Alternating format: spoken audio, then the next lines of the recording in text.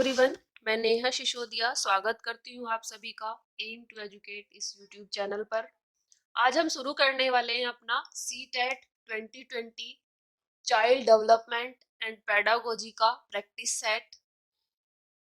CTET और UPTET की हम यहाँ तैयारी कर रहे हैं, तो मैं नहीं चाहती कि आपका कोई भी पहलू छूट जाए। बाल विकास की भी हम यहाँ तैयारी करेंगे, हिंदी और संस्कृत हमारा चल ही रहा है, इसकी भी हम प्रैक्टिस कर ही रहे हैं।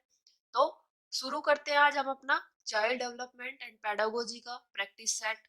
फर्स्ट, सबसे पहले मैंने आपके लिए यहाँ पर एक ट्रिक तैयार की है लर्निंग थ्योरीज से रिलेटेड, और उनके जो प्रतिपादक हुए हैं और उन्होंने किन किन पर वो प्रयोग किए हैं। लर्निंग थ्योरीज हमारी बहुत सारी दी हैं, साइकोलॉजिस्ट बहुत सारे हुए हैं उन्होंने, क्योंकि हम जब कोई चीजें सीखते हैं तो हर किसी का तरीका चीजों को सीखने का अलग अलग होता है, सब अपने अपने तरीके से सीखते हैं।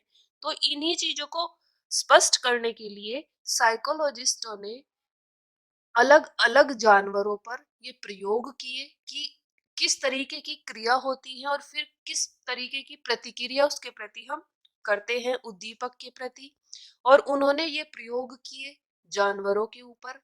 तो प्रतिपादक और उसने किस जानवर पर प्रयोग किए उसको आपको याद करने में आसानी हो, उसके लिए मैंने ये ट्रिक आपके लिए बनाई है। आई होप आपको पसंद आएगी। देख लेते हैं क्या है। सबसे पहले, पावलव का कुत्ता भागा थॉर्नडाइक की बिल्ली के पीछे, बिल्ली ने भी दौड़ लगाई स्किनर के चूहे के पीछे, चूहा डर कर जा बैठा कॉलर के वनमान उसके पीछे। बहुत इजी है, राइमिंग वर्ड्स मैंने यूज किए हैं इसमें। आप कविता की तरह या फिर सोच लें गाने की तरह आप याद कर सकते हैं। चार चार पांच लाइन गाने की हर कोई याद कर सकता है इजीली। इससे आपको थोड़ा इजी होगा, एग्जाम में अगर पूछ लेते हैं कि पावलव ने किस पर प्रयोग किया तो आप बता पाएंगे कुत्ते पर, आपको तुरंत याद आ जाएगा कि हाँ ये मैंने वहां पढ़ा था। इसको देख लेते हैं। पावलव ने प्रयोग किया कुत्ते पर, थॉर्नडाइक ने बिल्ली पर, स्किनर ने चूहे पर और कोलर ने वनमानुस पर। पावलव जो थे वो हमारे कहाँ के थे? रूस के थे, ठीक है। और इन्होंने कुत्ते पर प्रयोग किया था। क्या था?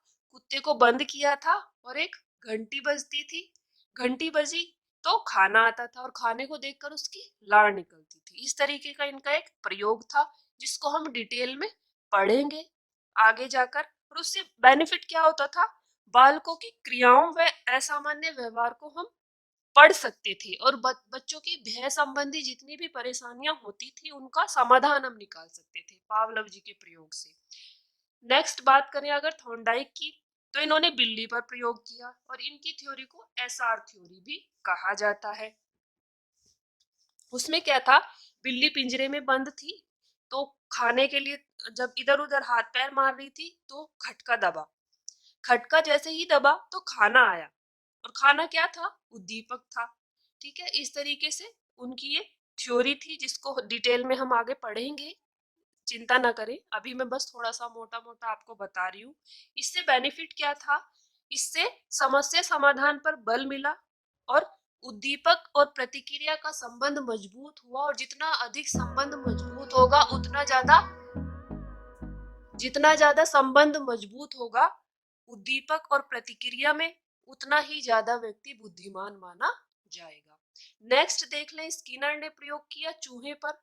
ठीक है, इन स्किनर जी की जो थ्योरी है उसको क्रिया प्रसूत, इनके नाम भी कई हैं थ्योरीज के, जैसे पावलव की थ्योरी के 3-4 नाम हैं, थॉर्नडाइक की थ्योरी के 3-4 नाम हैं। ये भी मैं आपको नेक्स्ट वीडियो में अलग से बताऊंगी कि इन सबको क्या क्या कहा जाता है। अभी हम थोड़ा सा केवल प्रतिपादक और जानवरों के नाम देख रहे हैं, थोड़ा मोटी मोटी हम नजर डाल रहे हैं चीजों पर। ठीक है, तो स्किनर जी ने चूहे पर प्रयोग किया और इनकी जिस थ्योरी को क्रिया प्रसूत सिद्धांत भी कहा जाता है। उसमें क्या था? चूहा बक्से में बंद था, खटका दबाया, खाना आया, खटका उसके पैर से दबा, जैसे ही दबा तो खाना गिर गया।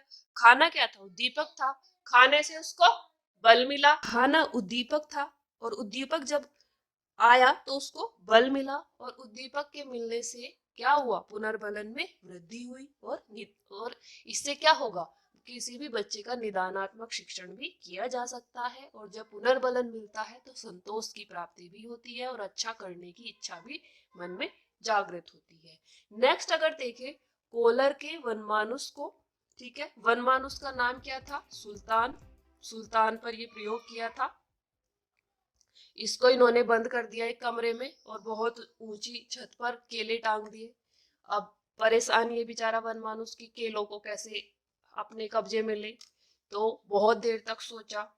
अचानक से दिमाग में आया, बक्सा रखा था, उसको खिसकाया, केलों के नीचे किया, उसके ऊपर चढ़ के और केले ले लिए। तो ये था इनका सूझ का सिद्धांत। ये कहना ये चाहते थे कि जो सूझ है वो एकदम से होती है, अचानक से, ठीक है। इससे समस्या समाधान को बच्चे को की क्रिया करने में बच्चों को बल मिलता है, वो समस्या का समाधान करने की योग्यता का उनके अंदर विकास होता है। कोलर जी के अनुसार जो उन्होंने प्रयोग किया था सूझ का सिद्धांत या इनसाइट थ्योरी भी इसको कहते हैं। आई होप चीजें थोड़ी सी क्लियर हुई होंगी। अब हम बढ़ते हैं आगे। ये ट्रिक आप नोट कर लीजिएगा, आपको थोड़ा सा इजी हो जाएगा एग्जाम में याद करना। नेक्स्ट क्वेश्चन है हमारा, सीखना विकास की प्रक्रिया है, यह कथन किसका है। तो ये हमें बताना है ये कथन किसका है, वाटसन का, मिलर का, थॉर्नडाइक का या फिर वुडवर्थ का। इंग्लिश वाले बच्चों को भी ज्यादा परेशानी ना हो इसके लिए मैंने इंग्लिश में भी उनके लिए क्वेश्चंस कन्वर्ट किए हैं। Learning is a process of development, whose statement is this, Watson, Miller, Thorndike या फिर वुडवर्थ, किसका ये कथन है। तो ये कथन है हमारा वुडवर्थ जी का। वुडवर्थ जी ने कहा था कि सीखना विकास की प्रक्रिया है। वुडवर्थ कौन थे, ये व्यवहारवादी थे, ठीक है, और इनको कार्यात्मकवादी भी माना जाता है, ठीक है, वुडवर्थ जी को। और इन्होंने जो मनोविज्ञान का विकास क्रम है उसको परिभाषित किया था बहुत ही सुंदर लाइनों में जो आपने पढ़ी भी होंगी। क्या कहा था इन्होंने कि मनोविज्ञान ने पहले आत्मा का त्याग किया, फिर मन और मस्तिष्क का त्याग किया और उसके बाद चेतना का त्याग किया, ठीक है, चेतना का भी त्याग कर दिया और अपनाया किसको, चेतना का त्याग करने के बाद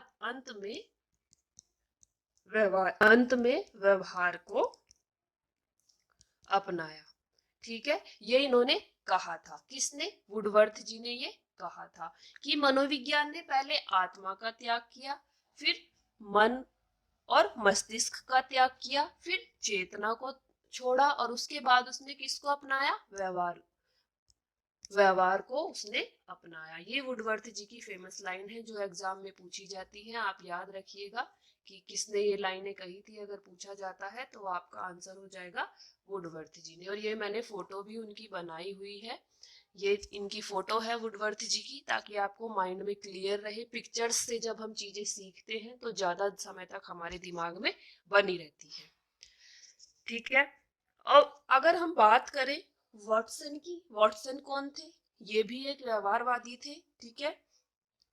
इनका ये कहना था कि मनुष्य का जो व्यवहार होता है, मनुष्य का व्यवहार केवल आंतरिक ही नहीं होता बल्कि जो उसको माहौल मिलता है बाहर का उससे भी वो निर्धारित किया जाता है मनुष्य का व्यवहार। और इन्होंने 1913 में व्यवहारवाद को शुरू किया था, ठीक है। ये भी बहुत इंपॉर्टेंट रोल प्ले करते हैं साइकोलॉजी में। अब बात करें मिलर की, मिलर कौन थे, ये थे अमेरिका के ये थे। इन्होंने फ्रायड की जो थ्योरी थी उसमें ईगो की जगह इन्होंने लर्न्ड ड्राइव का प्रयोग किया था। जो फ्रायड की पर्सनालिटी की थ्योरी थी उस पर इन्होंने थोड़ा सा अपना सुझाव दिया था, ईगो का प्रयोग न करते हुए लर्न्ड ड्राइव का इन्होंने उसमें प्रयोग किया था। थॉर्नडाइक को तो आप जानते ही है सब, इन्होंने बुद्धि का बहुकारक सिद्धांत दिया, ठीक है। जन्म इनका हुआ था 31 अगस्त 1874 में, ठीक है। और ये यूएस के थे और इन्होंने सीखने के 3 नियम भी बताए थे जो हम डिटेल्स में पढ़ेंगे आगे, ठीक है। तो हमारा राइट आंसर इस क्वेश्चन का क्या हो जाएगा? सीखना विकास की प्रक्रिया है। यह कथन किसका है? तो यह कथन है वुडवर्थ जी का, ठीक है। याद रखिएगा आप, यह कथन किसका है? वुडवर्थ जी का यह कथन है। मैं सारे ऑप्शंस आपके सामने क्लियर करती जा रही हूँ ताकि आपको कोई परेशानी ना हो और आप सारी चीजें क्लियर कर पाए। तो राइट आंसर हमारा हो गया वुडवर्थ। आगे बढ़ते हैं। प्रयास और त्रुटि का सिद्धांत दिया किसने दिया? थॉर्नडाइक, वॉटसन, पावलव या फिर Skinner? Trial and error theory was given by Thorndike, Watson, पावलव या फिर स्किनर? किसने दिया था प्रयास और त्रुटि का सिद्धांत? जो जिस 3 नियमों की हम बात कर रहे थे उन्हीं में से एक ये है। तो ये हमारा दिया गया था थॉर्नडाइक जी के द्वारा। उन्हीं की ये फोटो है, देख लीजिएगा आप, ताकि आपको अगर कहीं दिखाई दे फोटो तो आप पहचान पाए, हाँ ये थॉर्नडाइक जी की फोटो है। नेक्स्ट क्वेश्चन है, क्लासिकल अनुबंध का सिद्धांत किसने दिया? स्किनर, पावलव, सीवीहल या कोहलर? किसने दिया था क्लासिकल अनुबंध का सिद्धांत या फिर classical conditioning theory was given by Skinner, पावलव, हल या फिर कोहलर? किसने दी थी ये थ्योरी हमारी क्लासिकल? ये हमारी थ्योरी दी गई थी किसके द्वारा? पावलव जी के द्वारा, जिनकी ये फोटो है। किसने दी थी क्लासिकल कंडीशनिंग थ्योरी? ये हमारी दी थी पावलव जी ने। आगे बढ़ते हैं। क्रिया प्रसूत सिद्धांत दिया थॉर्नडाइक, कोहली नहीं होगा यहाँ पर, कोहलर है, ठीक है, ये आप देख लीजिएगा। स्किनर या फिर Woodworth? Operant conditioning theory was given by Thorndike, Kohler, Skinner या फिर वुडवर्थ? किसने दिया था क्रिया प्रसूत अनुबंध सिद्धांत? किसने दिया था? ये हमारा स्किनर जी ने दिया था, ठीक है। अभी हम केवल प्रैक्टिस सेट कर रहे हैं। ये सारी थ्योरीज मैं आपको डिटेल में भी पढ़ाऊंगी, बस बने रहिएगा आप एम टू एजुकेट के साथ। कुछ भी डाउट हो, कुछ भी आपको पूछना हो, आप aim to educate Telegram channel पर जाकर मुझसे सीधा पूछ सकते हैं। आपकी सारी क्वेरीज को मैं रिजोल्व करने की कोशिश करूंगी, आपके सारे डाउट्स में क्लियर करने की कोशिश करूंगी, ठीक है। बढ़ते हैं नेक्स्ट क्वेश्चन की ओर। ड्राइव में कमी का प्रबलन सिद्धांत किसने दिया? हल, स्किनर, दोनों, इनमें से कोई नहीं? Who gave the drive reduction theory of motivation? Hull, Skinner, both, none of these? तो किसने दिया था ड्राइव में कमी का प्रबलन सिद्धांत? ये हमारा दिया था हल ने। ये उनकी फोटो है, ठीक है, आप देख लीजिएगा। हल जी ने ये दिया था ड्राइव में कमी का प्रबलन सिद्धांत। नेक्स्ट क्वेश्चन की तरफ बढ़ते हैं। सूझ का सिद्धांत किसने दिया? Inside theory was given by Kohler, Watson, हल या फिर स्किनर? अभी हमने पहले भी डिस्कस किया, ये सूझ का सिद्धांत किसने दिया था? कोहलर जी ने ये दिया था। उन्हीं की ये फोटो भी लगी हुई है, आप देख लीजिएगा। नेक्स्ट है, साइकोलॉजी शब्द किस भाषा से लिया गया है? ठीक है, साइकोलॉजी शब्द किस भाषा से लिया गया है? ग्रीक, लैटिन, उर्दू या फिर चीनी भाषा? किस भाषा से साइकोलॉजी शब्द लिया गया है? Psychology word is derived from which language? तो ये देख लेते हैं हम किस भाषा से लिया गया है। ये हमारा लिया गया है लैटिन भाषा से, जिसमें इसका क्या कैसे है इसका meaning? Psyche, psyche plus logos, ये दो वर्ड है। साइकी का अर्थ क्या है? आत्मा। लोगोस का अर्थ क्या है? अध्ययन। आत्मा का अध्ययन जिसमें किया जाए उसको कहते हैं साइकोलॉजी, और ये हमारा लैटिन भाषा से लिया गया है। इसको आत्मा का विज्ञान भी कहा जा सकता है। नेक्स्ट है, किंडरगार्टन शब्द किस भाषा से लिया गया है? जर्मन, लैटिन, ग्रीक या फिर Hindi? Kindergarten word is taken from which language? German, Latin, Greek और हिंदी? तो किंडरगार्टन जो वर्ड है हमारा, ये किससे लिया गया है? किस लैंग्वेज से? ये हमारा लिया गया है, ये हमारा वर्ड है जर्मन भाषा का, ठीक है। क्या है इसका मतलब किंडरगार्टन का? बाल विहार, ठीक है, बाल विहार भी इसको कहा जाता है। और ये किसने दिया था? 1837 में ये फ्रोबेल द्वारा दिया गया। कब? 1837 में ये फ्रोबेल के द्वारा दिया गया किंडरगार्टन जो कॉन्सेप्ट है। और ये 4 से 6 वर्ष के बच्चों के लिए उपयोगी है किंडरगार्टन। ठीक है। नेक्स्ट क्वेश्चन है, टर्मन का संबंध है फ्रांस से, अमेरिका से, चीन से या इंग्लैंड से? Terman is related to France, America, China या फिर इंग्लैंड। टर्मन का संबंध किससे है? तो ये टर्मन की फोटो भी मैंने आपको दिखाई है। इनका संबंध है अमेरिका से। ठीक है। आईक्यू के सेंस में अगर हम देखें तो इनका बहुत ही इंपॉर्टेंट रोल इन्होंने प्ले किया है बुद्धि लब्धि के क्षेत्र में। आईक्यू का जो फॉर्मूला था वो टर्मन ने दिया था, ये आप ध्यान रखिएगा। और ये इनकी फोटो भी मैंने दिखाई है आपको, ताकि आपके लिए और भी ज्यादा क्लियर हो जाए चीज। बढ़ते हैं आगे। मोटिवेशन और पर्सनैलिटी पुस्तक के लेखक कौन है? वुडवर्थ, स्किनर, हल या फिर मैस्लो? मोटिवेशन और पर्सनैलिटी पुस्तक के लेखक कौन है? वुडवर्थ, स्किनर, हल या फिर मैस्लो? तो इसके जो लेखक हैं वो है मैस्लो। ठीक है। कौन है इसके लेखक? मैस्लो। मैस्लो ने ये बुक लिखी है मोटिवेशन एंड पर्सनैलिटी। ठीक है। और कब लिखी थी? 1954 में ये इनकी बुक पब्लिश हुई थी। ठीक है, याद रखिएगा आप। नेक्स्ट क्वेश्चन है, खेल की अवधारणा शिक्षा जगत को किसने दी? किसने दी ये अवधारणा खेल की? मॉन्टेसरी, फ्रोबेल, गीजूभाई या फिर पियाजे? Who gave the concept of playway method to the education field? Montessori, Froebel, Gijubhai या फिर पियाजे? तो खेल की अवधारणा ये हमारी दी थी फ्रोबेल ने। ठीक है। और ये उनकी फोटो भी मैंने यहाँ आपको दिखाई है, ऐसे दिखते थे फ्रोबेल जी, ध्यान रखिएगा आप। खेल की अवधारणा शिक्षा जगत को दी थी फ्रोबेल ने। किस आयु में मानव चिंतन में तर्क का आरंभ होता है? शैशवावस्था, बाल्यावस्था, किशोरावस्था या फिर प्रौढ़ावस्था? At what stage logical thinking begin in human thoughts? Infancy stage, childhood, adolescence या फिर मिडिल एज? किस स्टेज में ये होता है ये हमें बताना है। तो ये हमारा होता है बाल्यावस्था में। जब हम पियाजे की थ्योरी पढ़ेंगे, पियाजे का कॉग्निटिव डेवलपमेंट वाली थ्योरी जब हम पढ़ेंगे तो इसमें और बहुत सारी चीजें हमारे लिए क्लियर होंगी। वहीं से ये कॉन्सेप्ट ये लिया गया है।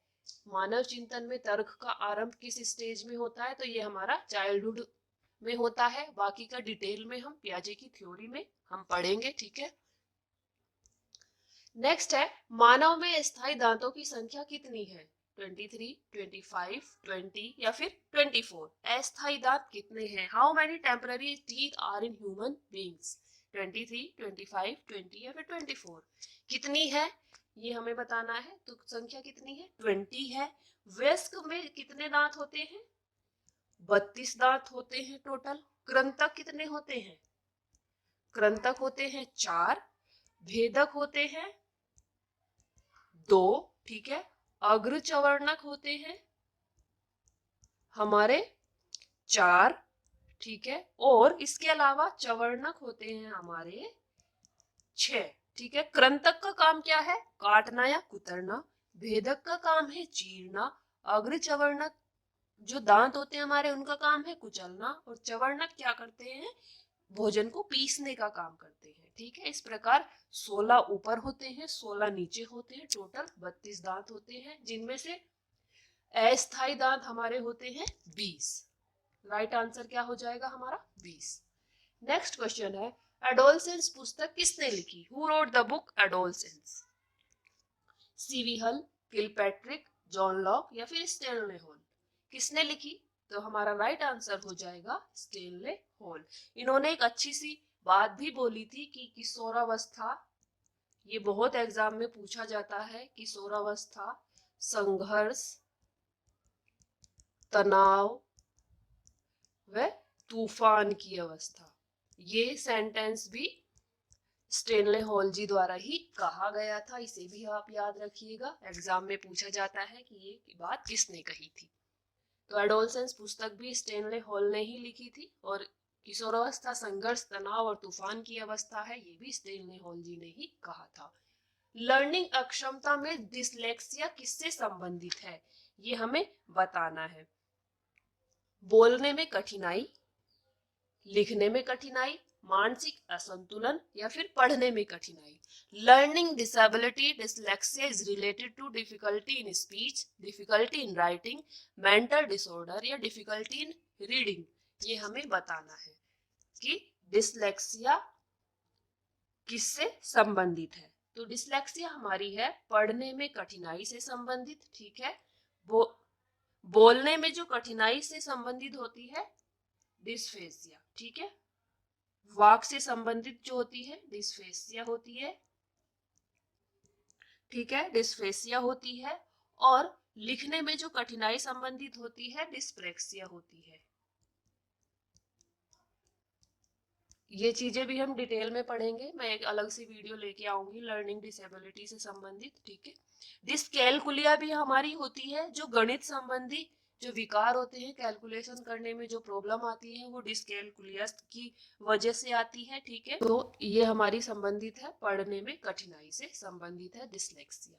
नेक्स्ट क्वेश्चन है, 0 से 25 बुद्धि लब्धि वाले बच्चे किस श्रेणी में आते हैं। 0 से 25 जो होती है जिनकी IQ, वो बच्चे किस श्रेणी में आते हैं। मूर्ख, मंदबुद्धि, जड़ बुद्धि या फिर औसत से नीचे।